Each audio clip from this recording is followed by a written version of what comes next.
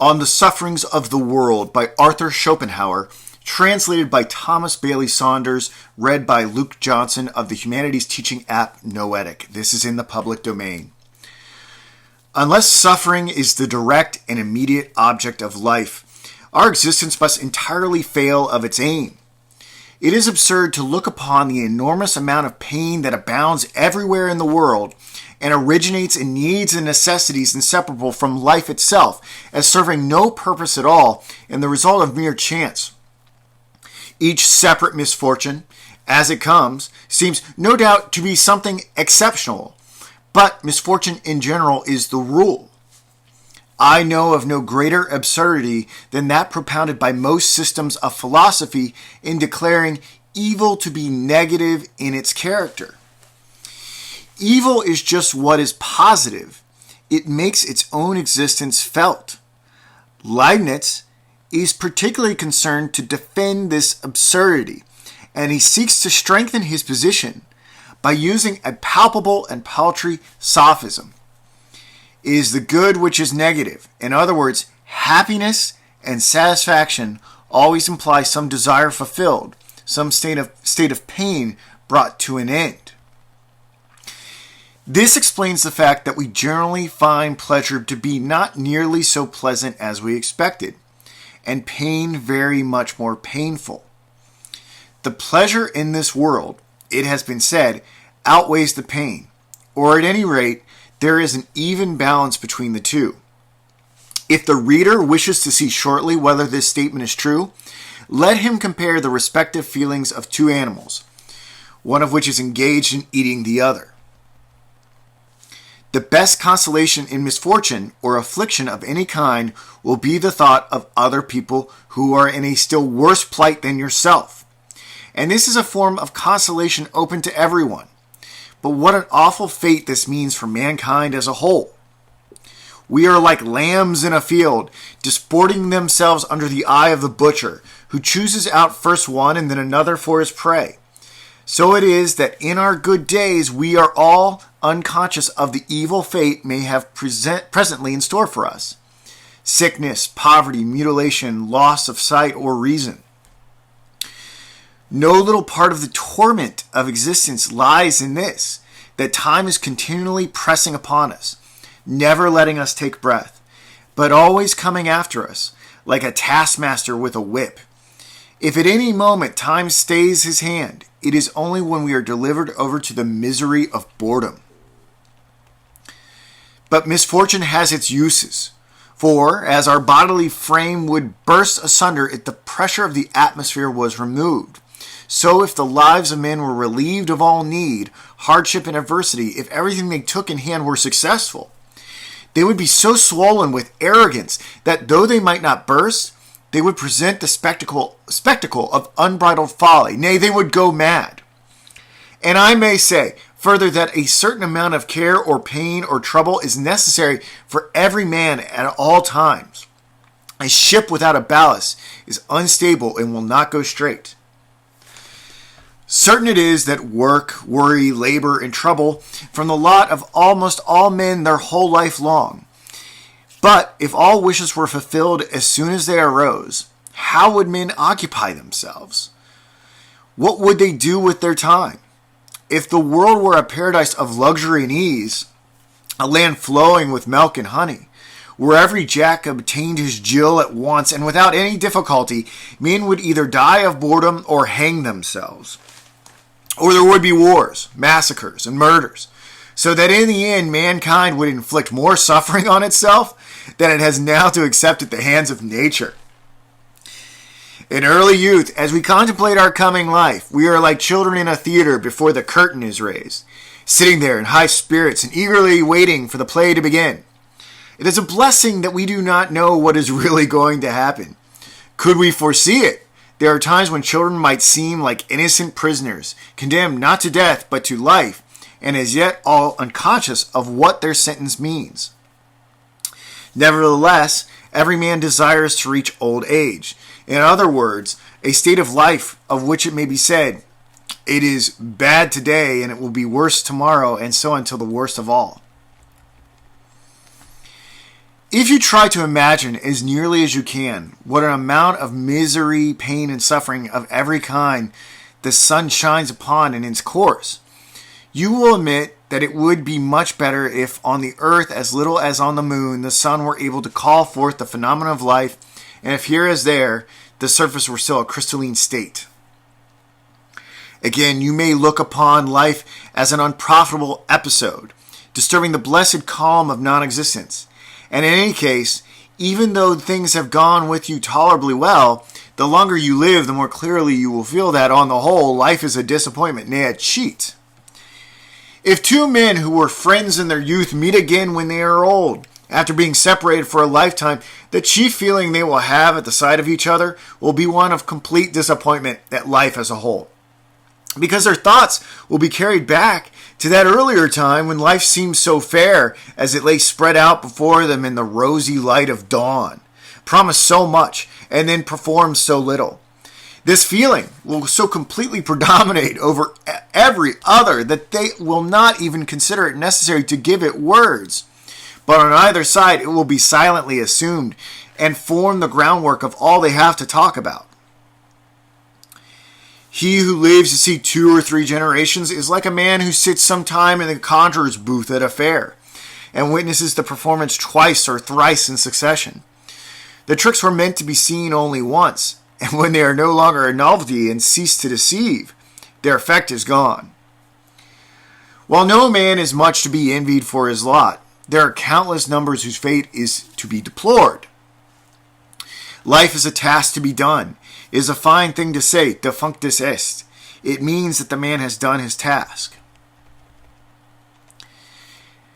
If children were brought into the world by an act of pure reason alone, would the human race continue to exist? Would not a man rather have so much sympathy with the coming generation as to spare it the burden of existence? Or at any rate, not take it upon himself to impose that burden upon it in cold blood? I shall be told, I suppose, that my philosophy is comfortless, because I speak the truth, and people prefer to be assured that everything the Lord has made is good. Go to the priest then, and leave philosophers in peace. At any rate, do not ask us to accommodate our doctrines to the lessons you have been taught. That is what those rascals of sham philosophers will do for you. Ask them for any doctrine you please, and you will get it. Your university professors are bound to preach optimism, and it is an easy and agreeable task to upset their theories. I have reminded the reader that every state of welfare, every feeling of satisfaction, is negative in its character. That is to say, it consists in freedom from pain, which is the positive element of existence. It follows, therefore, that the happiness of any given life is to be measured not by its joys and pleasures, but by the extent to which it has been free from suffering, from positive evil.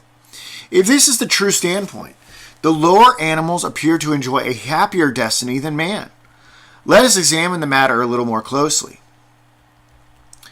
However varied the forms that human happiness and misery may take, leading a man to seek the one and shun the other, the material basis of it all is bodily pleasure or bodily pain. This basis is very restricted. It is simply health, food, protection from wet and cold, the satisfaction of the sexual instinct, or else the absence of these things. Consequently, as far as real physical pleasure is concerned, the man is not better off than the brute, except insofar as the higher possibilities of his nervous system make him more sensitive to every kind of pleasure, but also it must be remembered to every kind of pain. But then compared with the brute, how much stronger the passions aroused in him. What an immeasurable difference there is in the depth and vehemence of his emotions. And yet, in the one case as in the other, all to produce the same result in the end, namely health, food, clothing, and so on. The chief source of all this passion is that thought for what is absent and future, which with man exercises such a powerful influence upon all he does. It is this that is the real origin of his cares, his hopes, his fears, emotions which affect him much more deeply than could ever be the case with those present joys and sufferings to which the brute is confined. In his powers of reflection, memory, and foresight, man possesses, as it were, a machine for condensing and storing up his pleasures and his sorrows. But the brute has nothing of the kind. Whenever it is in pain, it is though it were suffering for the first time, even though the same thing should have previously happened to it times out of number. It has no power of summing up its feelings, hence its careless and placid temper. How much it is to be envied! But in man, reflection comes in, with all the emotions to which it gives rise, and taking up the same elements of pleasure and pain which are common to him and the brute. It develops his susceptibility to happiness and misery to such a degree that at one moment the man is brought in an instant to a state of delight that may even prove fatal, at another to the depths of despair and suicide. If we carry our analysis a step farther, we shall find that in order to increase his pleasure, man has intentionally added to the number and pressure of his needs, which in their original state were not much more difficult to satisfy than those of the brute. Hence luxury in all its forms, delicate food, the use of tobacco and opium, spirituous liquors, fine clothes, and the 1,001 things that he considers necessary to his existence. And above and beyond all this, there's a separate and peculiar source of pleasure, and consequently of pain, which man has established for himself, also is the result of using his powers of reflection. And this occupies him out of all proportion to its value, nay, almost more than all his other interests put together. I mean ambition and the feeling of honor and shame. In plain words, what he thinks about the opinion of other people have of him. Taking 1,000 forms, often very strange ones, this becomes the goal of almost all the efforts he makes that are not rooted in physical pleasure or pain. It is true that besides the sources of pleasure which he has in common with the brute, man has the pleasures of the mind as well. These admit of many gradations, from the most innocent trifling or the merest talk up to the highest intellectual achievements. But there is the accompanying boredom to be set against them on the side of suffering. Boredom is a form of suffering unknown to brutes. At any rate, in their natural state, it is only the very cleverest of them who show faint traces of it when they are domesticated. Whereas, in the case of man, it has become a downright scourge. The crowd of miserable wretches whose one aim in life is to fill their purses but never to put anything into their heads, offers a singular instance of this torment of boredom. Their wealth becomes a punishment by delivering them up to misery of having nothing to do. To escape, they will rush about in all directions, traveling here, there, and everywhere. No sooner do they arrive in a place than they are anxious to know what amusements it affords, just as though they were beggars asking whether they could receive a dole. Of a truth, need and boredom are the two poles of human life. Finally, I may mention that as regards the sexual relation, a man is committed to a peculiar arrangement which drives him obstinately to choose one person. This feeling grows now and then into a more or less passionate love, which is the source of little pleasure and much suffering. It is, however, a wonderful thing that the mere addition of thought should serve to raise such a vast and lofty structure of human happiness and misery, resting too on the same narrow basis of joy and sorrow as man holds in common with the brute, and exposing him to such violent emotions, to so many storms of passion, so many convulsions of feeling, that what he has suffered stands written and may be read in the lines of his face. And yet when all is told, he has been struggling ultimately for the very same things as the brute has attained, and with an incomparably smaller expenditure of passion and pain. But all this contributes to increase the measures of suffering in human life, out of all proportion to its pleasures. And the pains of life are made much worse for man by the fact that death is something very real to him. The brute flies from death instinctively without really knowing what it is, and therefore without ever contemplating it in the way natural to a man, who has this prospect always before his eyes. So that even if only a few brutes die a natural death, and most of them live only just long enough to transmit their species, and then, if not earlier, become the prey of some other animal, whilst man, on the other hand, manages to make so-called natural death the rule, to which, however, there are a good many exceptions. The advantage is on the side of the brute for the reasons stated above.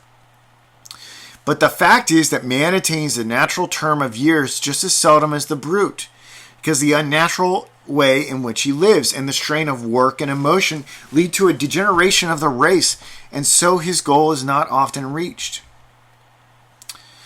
The brute is much more content with mere existence than man. The plant is wholly so, and man finds satisfaction in it just in proportion as he is dull and obtuse. Accordingly, the life of the brute carries less of sorrow with it, but also less of joy when compared with the life of man. And while this may be traced on the one side to freedom from the torment of care and anxiety, it is also due to the fact that hope, in any real sense, is unknown to the brute. It is thus deprived of any share in that which gives us the most and best of our joys and pleasures, the mental anticipation of a happy future, and the inspiring play of fantasy, both of which we owe to our power of imagination. If the brute is free from care, it is also in this sense without hope. In either case, because its consciousness is limited to the present moment, to what it can actually see before it, the brute is an embodiment of present impulses, and hence what elements of fear and hope exist in its nature, and they do not go very far, arise only in relation to objects that lie before it and within reach of those impulses, whereas a man's range of vision embraces the whole of his life and extends far into the past and future. Following upon this, there is one respect in which brutes show real wisdom when compared with us. I mean, their quiet, placid enjoyment of the present moment. The tranquility of mind which this seems to give them often puts us to shame for the many times we allow our thoughts and our cares to make us restless and discontented. And in fact, those pleasures of hope and anticipation which I have been mentioning are not to be had for nothing. The delight which a man has in hoping for and looking forward to some special satisfaction is a part of the real pleasure attaching to it enjoyed in advance. This is afterwards deducted, for the more we look forward to anything, the less satisfaction we find in it when it comes. But the brute's enjoyment is not anticipated, and therefore suffers no deduction, so that the actual pleasure of the moment comes to it whole and unimpaired. In the same way, too, evil presses upon the brute only with its own intrinsic weight, whereas with us the fear of its coming often makes its burden 10 times more grievous. It is just this characteristic way in which the brute gives itself up entirely to the present moment that contributes so much to the delight we take in our own domestic pets. They are the present moment personified, and in some respects they make us feel the value of every hour that is free from trouble and annoyance, which we, with our thoughts and preoccupations, mostly disregard.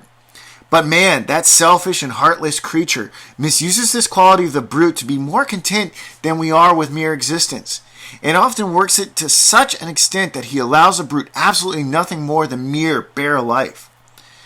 The bird, which was made so that it might rove over half of the world, he shuts up into the space of a cubic foot, there to die a slow death in longing and crying for freedom. For in a cage it does not sing for the pleasure of it.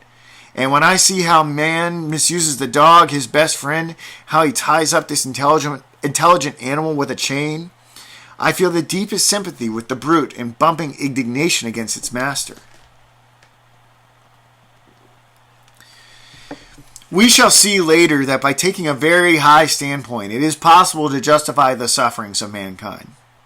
But this justification cannot apply to animals whose sufferings, while in a great measure brought about by men, are often considerable even apart from their agency. And so we are forced to ask, why and for what purpose does all this torment and agony exist? There is nothing here to give the will pause. It is not free to deny itself and so obtain redemption. There is only one consideration that may serve to explain the sufferings of animals. It is this, that the will to live, which underlies the whole world of phenomena, must in their case satisfy its cravings by feeding upon itself. This it does by forming a gradation of phenomena, every one of which exists at the expense of another. I have shown, however, that the capacity for suffering is less in animals than in man. Any further explanation that may be given of their fate will be in the nature of hypothesis. if not actually mythical in its character, and I may leave the reader to speculate upon the matter for himself. Brahma is said to have produced the world by a kind of fall or mistake, and in order to atone for his folly, he is bound to remain in it himself until he works out his redemption. As an account of the origin of things, that is admirable. According to the doctrines of Buddhism, the world came into being, and as the result of some inexplicable disturbance in the heavenly calm of nirvana, that blessed state obtained by expiation, which had endured so long a time, the change taking place by a kind of fatality.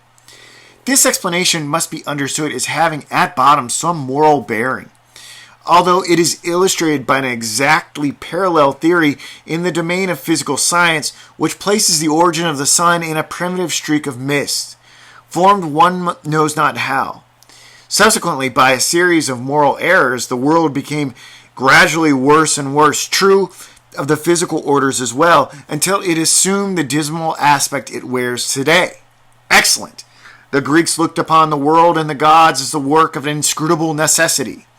A passable explanation we may content with it until we can get a better. Again, Ormuzd and Armenian are rival powers continually at war. That is not bad. But that a god like Jehovah should have created this world of misery and woe out of pure caprice, and because he enjoyed doing it, and should then have clapped his hands in praise of his own work and declared everything to be very good, that will not do at all. In its explanation of the origin of the world, Judaism is inferior to any other form of religious doctrine professed by a civilized nation. And it is quite in keeping with this that it is the only one which presents no trace whatever of any belief in the immortality of the soul. Even though Leibniz's contention that this is the best of all possible worlds were correct, that would not justify God in having created it. For he is the creator not of the world only, but of possibility itself, and therefore he ought to have so ordered possibility as that it would admit of something better. There are two things which make it impossible to believe that the world is the successful work of an all-wise, all-good, and at the same time all-powerful being. Firstly, the misery which abounds in it everywhere, and secondly, the obvious imperfection of its highest product, man, who is a burlesque of what he should be. These things cannot be reconciled with any such belief. On the contrary, they are just the facts which support what I have been saying. They are our authority for viewing the world as the outcome of our own misdeeds, and therefore as something that had better not have been. Whilst under the former hypothesis, they amount to a bitter accusation against the Creator, and supply material for sarcasm. Under the latter, they form an indictment against our own nature, our own will, and teach us a lesson of humility.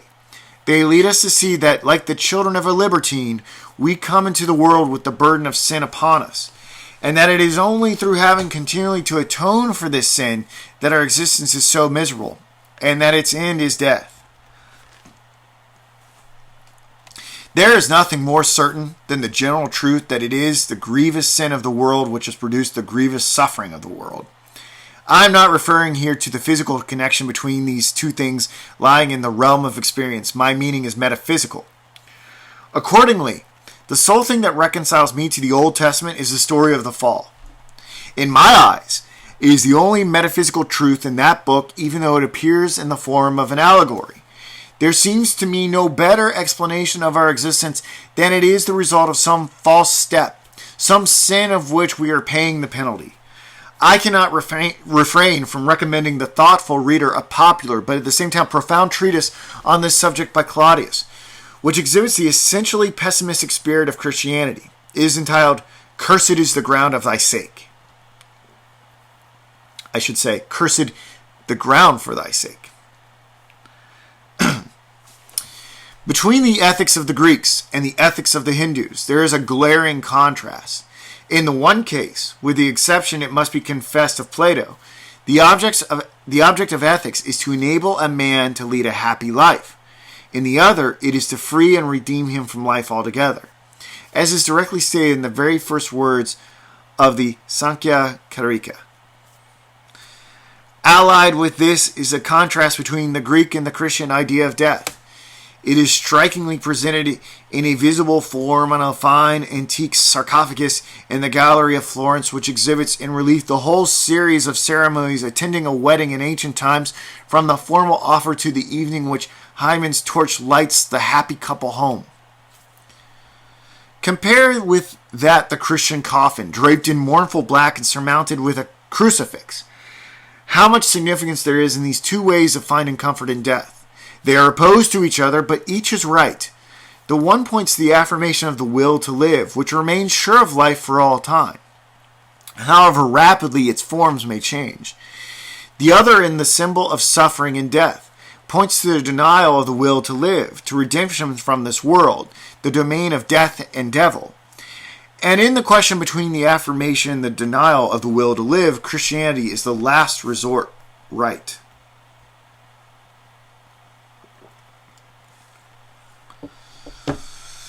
The contrast which the New Testament presents when compared with the Old, according to the ecclesiastical view of the matter, is just that existing between my ethical system and the moral philosophy of Europe. The Old Testament represents man as under the dominion of law, in which, however, there is no redemption. The New Testament declares law to have failed, frees man from its dominion, and in its stead preaches the kingdom of grace to be won by faith, love of neighbor, and entire sacrifice of self. This is the path of redemption from the evil of the world. The spirit of the New Testament is undoubtedly asceticism. However, your Protestants and rationalists may twist it to suit their purpose. Asceticism is the denial of the will to live in the transition from the Old Testament to the New, from the dominion of law to that of faith, from justification by works to redemption through the mediator, from the domain of sin and death to eternal life in Christ. Means, when taken in its real sense, the transition from the merely moral virtues to the denial of the will to live.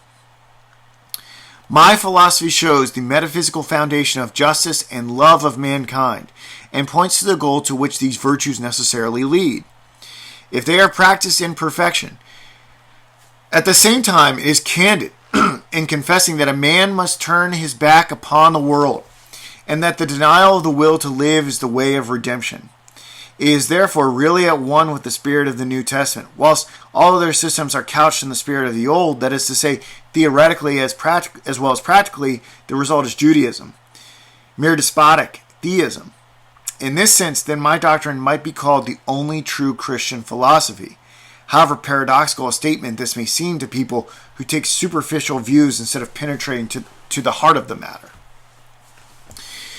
If you want a safe compass to guide you through life and to banish all doubt as to the right way of looking at it, you cannot do better than accustom yourself to regard this world as a penitentiary, a sort of penal colony, or Greek ergasterion, as the earliest philosopher called it. Amongst the Christian fathers, Origen, with praiseworthy courage, took this view, which is further justified by certain objective theories of life. I refer not to my own philosophy alone, but to the wisdom of all ages, as expressed in Brahmanism and Buddhism, and in the sayings of Greek philosophers like Empedocles and Pythagoras, as also by Cicero. And it is a remark that the wise men of old used to teach that we come into this world to pay the penalty of crime committed in another state of existence, a doctrine which formed part of the initiation into the mysteries. And Vanini, who his contemporaries burned, finding that an easier task than to confute him, puts the same thing in a very forcible way. Man, he says, is so full of every kind of misery that, were it not repugnant to the Christian religion, I should venture to affirm that if evil spirits exist at all, they have posed into human form and are now atoning for their crimes. And true Christianity, using the word in its right sense, also regards our existence as a consequence of sin and error. If you accustom yourself to this view of life, you will regulate your expectations accordingly, and cease to look upon all its disagreeable incidents, great and small, its sufferings, its worries, its misery, as anything unusual or irregular. Nay, you will find that everything is as it should be, in a world where each of us pays the penalty of existence in his own peculiar way. Amongst the evils of a penal colony is the society of those who form it, And if the reader is worthy of better company, he will need no words from me to remind him of what he has to put up with at present. If he has a soul above the common, or if he is a man of genius, he will occasionally feel like some noble prisoner of state, condemned to work in the galleys with common criminals, and he will follow his example and try to isolate himself. In general, however, it should be said that this view of life will enable us to contemplate the so-called imperfections of the great majority of men, their moral and intellectual deficiencies, and the resulting base type of countenance, without any surprise, to say nothing of indignation, for we shall never cease to reflect where we are, and that the men about us are being conceived and born in sin, and living to atone for it. That is what Christianity means in speaking of the sinful nature of man. Pardons the world to all. Whatever folly men commit, be their shortcomings or their vices, what they may, let us exercise forbearance, remembering that when these faults appear in others, it is our follies and vices that we behold.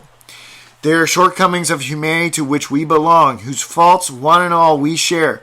Yes, even those very faults at which we now wax so indignant, merely because they have not yet appeared in ourselves.